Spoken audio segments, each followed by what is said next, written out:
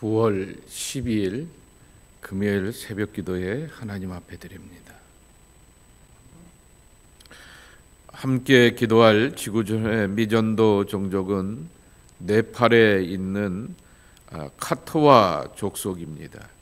지구촌에 42만 3천 명이 살고 있고 네팔은 11만 2천 명이 살게 됩니다. 그들의 고유 언어인 마슬리 언어를 쓰게 되고 있고 힌두교를 신봉하며 기독교인들은 그 가운데서 0.1%인 것을 볼 수가 있게 됩니다. 까투아라고 이렇게 부르게 되는데요. 그들의 사는 그 지역들을 이렇게 보게 되면 그 지도에도 나와 있는 것처럼 이 네팔과 이 파키스탄 그리고 인도와 이렇게 미얀마 이 그 주변 경계 속에서 살아가고 있는 것을 보게 됩니다. 이 카트와 노동자들은 밀이나 또한 쌀 농사를 이렇게 짓고 옥수수를 이렇게 재배하고 있는 것을 볼 수가 있게 됩니다. 그리고 일부 일처제로서 결혼을 집안의 어른들이 이렇게 결정을 하게 되고 이혼이 없는 전통적인 그러한 분위기의 그러한 가정이고 홀로 된 사람에 대해서는 재혼을 허락하게 되지만은 이혼은 없다라고 그렇게 말하게 됩니다. 아들들이 그래서 상속자가 되어서 부모의 재산을 이어받기도 하게 되고 가장 그 장자가 그렇게 한다라고 하는 것입니다. 네팔은 세상에 있는 모든 힌두교 나라 가운데서 가장 큰 그러한 주요 국가이게 되고 여기 그 안에 있는 파슈파티나트라고 하는 그 신전은 유명한 관광지로 열려져 있게 되는 것을 보게 되는데요. 1990년에는 이제 다양한 그러한 정당들이 있게 되면서 기독교인들이 들어와서 복음을 전할 수 있는 계기가 있게 되었는데 그래서 계속해서 조금씩 복음의 결실을 맺게 되었지만은 2015년서부터 복음주의적인 그러한 신앙의 활동을 하는 사람들에 대하여서 제한을 이렇게 두게 되었고 기독교적인 그러한 대화와 나눔, 전도를 할 수 없게 막아 놓았기 때문에 다양한 방법으로 이렇게 그들에게 가서 이렇게 전도하고 선교하는 그러한 것을 보게 됩니다. 과거에는 전도와 선교행이 많게 되었지만은 최근에는 1%의 그러한 크리스찬들을 향하여서 교육하고 훈련하면서 복음을 전하는 그러한 방법들로 사역하는 것을 제 주변에서도 이렇게 찾아볼 수 있게 됩니다. 기억하시고 이 카트와 종족을 위해서 기도하시고 네팔을 위해서 기도해 주시기를 바랍니다. 주님의 사랑이 그들 가운데 전해져서 하나님의 은혜를 경험하고 구원으로 나갈 수 있도록 신약 성경만 마슬리 언어로 번역이 되어 있고요. 온라인 성경도 예수님의 영화도 그들의 언어로 준비가 되어 있다고 합니다. 스바냐 2장 4절서부터 끝절 15절까지의 말씀입니다. 가사는 버림을 당하며 아스글론은 폐허가 되며 아스돗은 대낮에 쫓겨나며 에그론은 뽑히리라. 해변 주민 그렛 족속에게 화 있을진저 블레셋 사람의 땅 가나안아 여호와의 말씀이 너희를 치나니 내가 너를 멸하여 주민이 없게 하리라.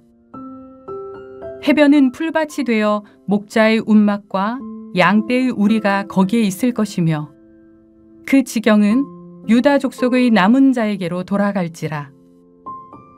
그들이 거기에서 양떼를 먹이고 저녁에는 아스글론 집들에 누우리니 이는 그들의 하나님 여호와가 그들을 보살피사 그들이 사로잡힘을 돌이킬 것임이라.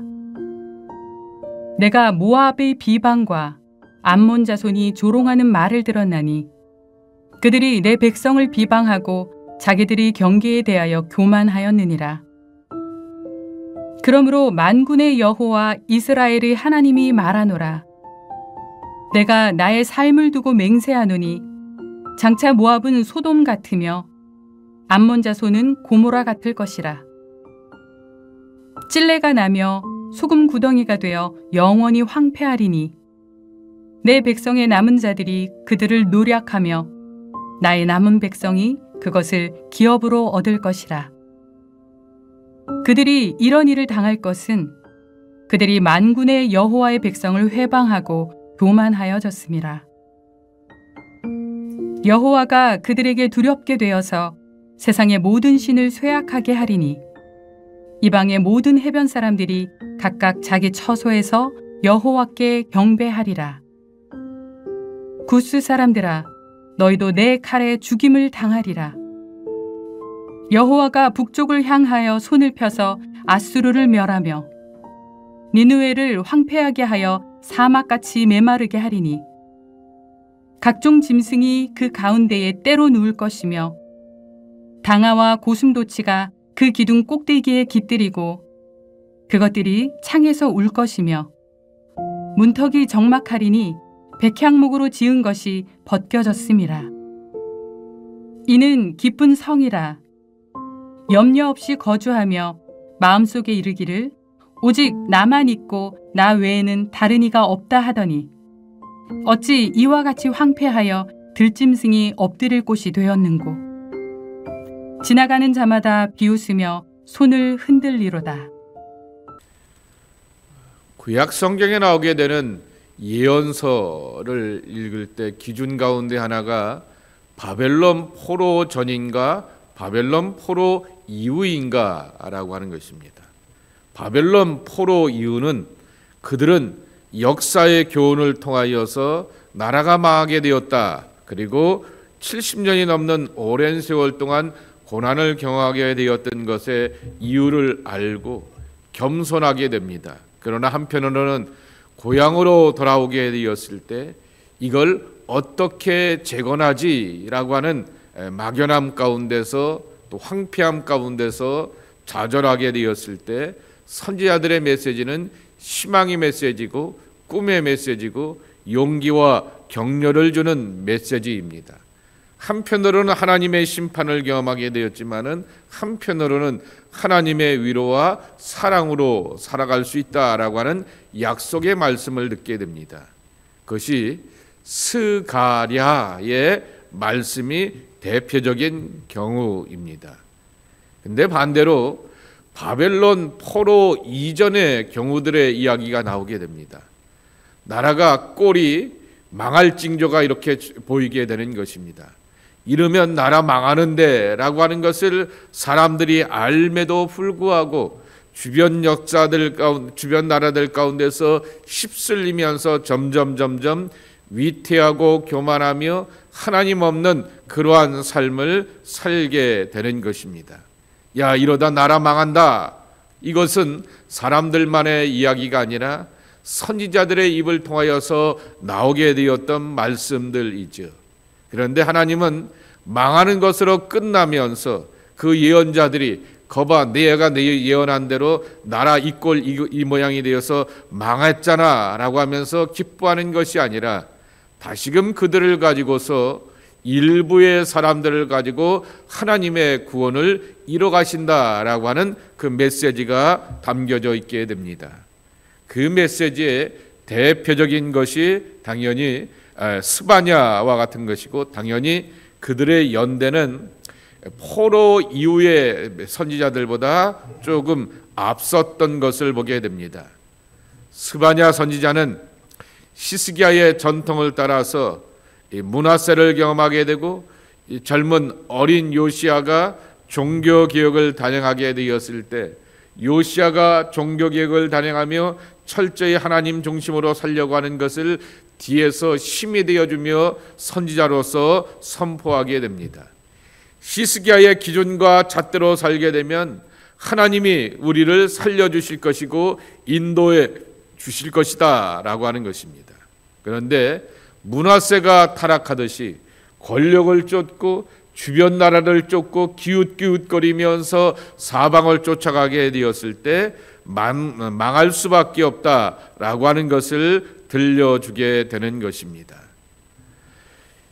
이 심판에 관한 이야기가 나오게 되는데 결국 남유다의 심판에 관한 이야기지만은 오늘 말씀을 보게 되면은 하나님께서는 이스라엘 백성들에게 공의와 겸손을 따라서 살 것을 어제의 말씀에 2장 1절서부터 4절에 그렇게 말씀하여 주고 있게 되는데요. 3절에 보면 이런 말씀이 있습니다. 세상의 모든 겸손한 자들아 너희는 여호와를 찾으며 공의와 겸손을 구하라. 너희가 혹시 여호와의 분노의 날에 숨김을 얻으리라 그랬습니다. 여호와의 날입니다. 그날이 분노의 날, 다시 표현하게 되면 심판의 날인데 남유다만 심판하지 않겠다라고 말하게 됩니다. 세상의 모든 나라들을 향하여서 하나님이 심판하신다라고 말씀하시며 이스라엘만 챙기시고 이스라엘만 그렇게 판단하신 하나님이 아니라 세상 모든 것들을 다스리고 주관하신 하나님이다라고 하는 것을 선포하시게 되는데 그 실제의 내용들이 오늘의 말씀에 보게 되면은 나오게 되는 것입니다. 먼저 4절에 보게 되면은 가사 아스글론이라고 하는 아스돗이라고 하는 에글론이라고 하는 동네가 나오게 됩니다. 이 지역은 다 팔레스타인 연합체의 그러한 도시들이라고 하는 것입니다. 그들을 향하여서도 이렇게 내가 너를 멸하여 주민이 없게 하리라 라고 이렇게 말씀하게 되는 것입니다. 목자의 음막과 양떼의 우리가 그 안에 있는데 해변에 그렇게 풀밭이 있어 라고 말하게 됩니다. 해변이 풀밭이 되는 것은 상상할 수가 없게 되는 거죠. 그런데 하나님께서 자연의 환경을 그렇게 바뀌어가시면서 그러한 주변 나라들을 향하여서 심판하겠다라고 하는 것입니다. 이들이 심판받는 이유가 두 가지 있는 것입니다. 하나는 이 주변 나라들이 자기들이 최고라고 하는 기고만장함, 교만함 때문인 것입니다.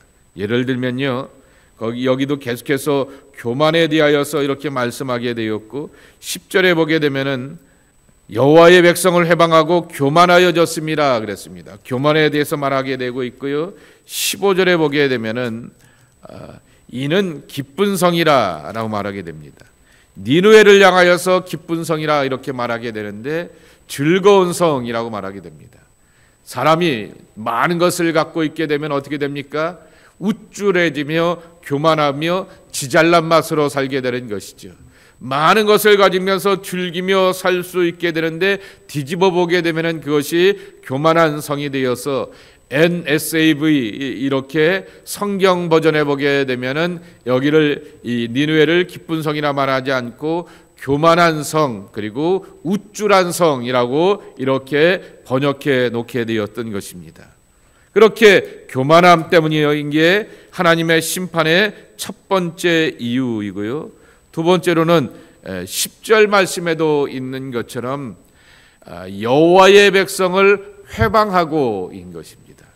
이스라엘 백성들을 향하여서 공격하게 되고 침략하면서 군사적인 위협을 가하는 것에 대하여서 하나님이 그 꼴은 못 보시겠다라고 말씀하시는 것입니다.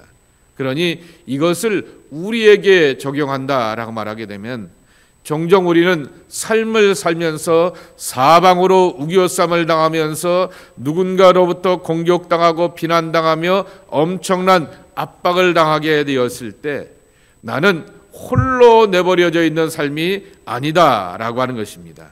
하나님께서 하나님의 백성들을 핍박하고 공격하며 잘못된 방향으로 몰고 가는 그러한 사람들과 세력에 대하여서 심판하시는구나 라고 하는 것을 깨닫고 알게 하여 주시는 것입니다. 단어가 하나 나오게 됩니다.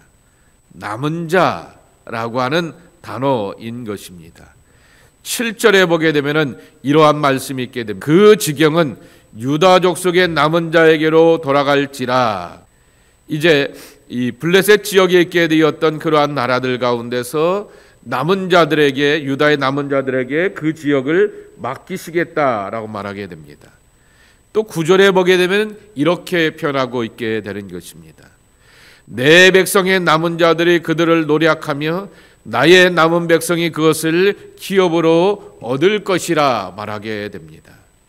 이제 암몬 족속을 향하여서 모압 족속을 향하여서 하나님께서 그들의 교만과 그리고 조롱하는 것에 대하여서 심판하시되 그들의 땅의 일부를 누가 갖냐라고 말하게 되었더니 하나님의 백성의 남은 자들, 하나님의 남은 자들이 이 땅을 차지하게 될 것이다 라고 하는 것입니다. 예언서의 중요한 선언 가운데, 표현 가운데 하나가 바로 남은 자들이라고 하는 것입니다. 분위기에 휩쓸리지 않고 타락한 문화에 휩쓰지 않고 세상의 흐름과 유행을 따라서 살지 아니하며 자기의 중심을 하나님의 말씀에 두고 있고 하나님의 뜻대로 살려고 하는 하나님의 백성들을 향하여서 그렇게 이루어 가신다라고 하는 것입니다. 이 남은 자에 대해서 말씀을 드렸지만은 고라지 세일이라고 하는 단어도 있게 되지만은 렘넌트 세일이라고 하는 렘넌스 세일이라고 하는 재고 정리 세일도 있지 않습니까? 이 하나님의 백성들은 재고가 아닌 것입니다. 원래 렘넌트라고 하는 이 남은 자라고 하는 히브리어 단어의 원래 본 뜻은 생존자인 것입니다. 생존한다라고 하는 말의 뉘앙스를 알게 하시겠죠. 그냥 남들 80 살고 90 사니까 그냥 살아가는 것이 아니라 어렵고 힘들고 전쟁과 위기의 고비 가운데서 목숨을 부지해 나간 사람들을 향하여서 서바이버, 생존자라고 이렇게 말하게 되는 것입니다. 타락한 세상의 문화 가운데서 휘청거리게 되는 세상의 환경 가운데서 자기의 중심과 마음을 하나님께 두고 하나님의 말씀을 붙들고 의지하는 사람들을 향하여서 생존자라고 말하게 되는 것입니다. 주의 말씀을 붙들고 끝까지 하나님의 말씀과 뜻대로 사는 사람에 대하여 하나님이 기억하여 주셨다가 그들을 통하여서 하나님의 일을 이뤄가신다라고 하는 것입니다. 그래서 남은 자라고 하는 것의 또 다른 이름은 하나님의 일을 이루어갈 사람들이라고 하는 것입니다. 여러분이 그런 사람들이 되길 축복합니다. 말씀 붙들고 기도하며 철저히 세상의 중심 가운데서 휘청거리는 삶이 아니라 내 믿음의 중심을 하나님께 두고 살면서 하나님의 남은 자가 되어서 하나님의 일을 이뤄가는 귀한 백성들이 되어야 하겠습니다. 마치 엘리야가 하나님 앞에서 기진맥진하여서 나만 남았습니다 라고 하면서 3번씩이나 반복하여서 자기만 남은 줄 알고 이렇게 기진맥진하여서 영적인 생존만 자기만 한 것처럼 말게 되었더니 하나님 말씀하기를 내가 이스라엘 백성들 가운데서 7천을 두리니 라고 말하게 됩니다. 엘리야와 함께 하나님의 구원을 이뤄가게 되며 이스라엘의 구원을 이뤄갈 사람들 7천을 통하여 이루신다라고 하는 것입니다. 그러니까 하나님은 이스라엘 구석구석에 있게 되었던 7천의 사람들을 머리카락까지 세시는 것처럼 그들의 믿음의 형편과 처지를 헤아리시면서 하나님의 일을 이뤄가신다라고 하는 것입니다. 그래서 모든 예언서의 또 다른 특징 가운데 하나는 뭐냐라고 하게 되면은 묵시문학적인 비전입니다. 요한계시록도 그렇지만은 세상의 멸망과 심판과 타락에 대하여서도 말씀하게 되지만은 이 세상이 타락하고 멸망하여서 하나님의 심판을 받을 것이다라고 말하게 되지만은 반드시 또 하나의 꿈이 있게 됩니다.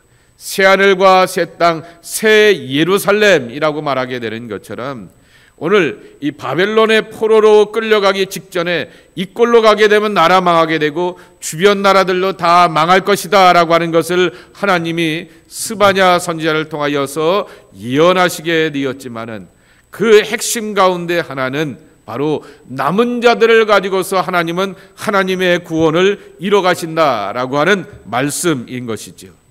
새로운 세계를 이뤄가신다라고 하는 것입니다. 여러분, 성경을 읽고 묵상한다라고 하는 것은 하나님의 꿈으로 하나님의 말씀으로 비전을 갖는 것이다 라고 하는 것입니다. 하나님은 언제나 새로운 세계와 새로운 일을 이뤄가시는데 누가 그러한 새로운 세계와 새로운 일의 대상자가 될 수가 있느냐라고 하는 것입니다. 나의 남은 백성들, 나의 백성들을 통하여서 그들의 기업을 이룰 것이다 라고 오늘 9절에 분명히 말씀하여 주셨듯이 철저하게 하나님의 말씀을 붙들고 의지하며 살아가는 하나님의 백성들이 승리하며 살아갈 수가 있을 것이다 라고 하는 것입니다. LA를 다녀오게 되었습니다. LA에 가게 되면은 한국에는 감리교의 신학교가 세 곳이 있게 되지만은 교단의 인준을 받아서 신학교가 또 하나 있게 됩니다. 옛날엔 미주감신이라고 말하게 되었는데 총회의 인준을 받게 되면서 학교 이름을 헨리 아펜젤러 대학이라고 바꾸게 되었습니다. 저 같은 사람이 이사가 할 정도로 학교의 규모가 굉장히 열악하게 됩니다. 그런데 어떻게 이렇게 이 학교를 지탱해 나가는가라고 이렇게 보고를 받게 되고 함께 의논하며 나누게 되었는데 이제는 그 옆에 LA에 가게 되면 풀로 신학교라고 이 중도 복음주의적인 가장 대표적인 신학교가 있어서 지구촌에 있는 수많은 사람들이 그 학교를 찾아오게 되었는데 거기도 한 학기에 신학생들이 2명, 3명씩 입학한다고 합니다. 그러니까 학교가 코로나 이후로는 다 학교가 망가지게 되었던 거죠. 근데 그런 좋은 학교도 그렇게 2명, 3명 입학하게 되니까 신학생들이 없습니다. 그랬더니 방법을 찾게 됩니다. 어떻게 방법을 찾냐라고 말하게 되면은 선교사들을 통하여서 지구촌에 신실한 그러한 젊은이들을 선교사들을 통하여서 추천을 받게 되면서 언어로 이렇게 가르치게 되는 것을 보게 됩니다. 거기 그러면서 이제 학교가 이렇게 생존해 가면서 버텨가게 되고 있고 희망이 되는 것을 보게 됩니다.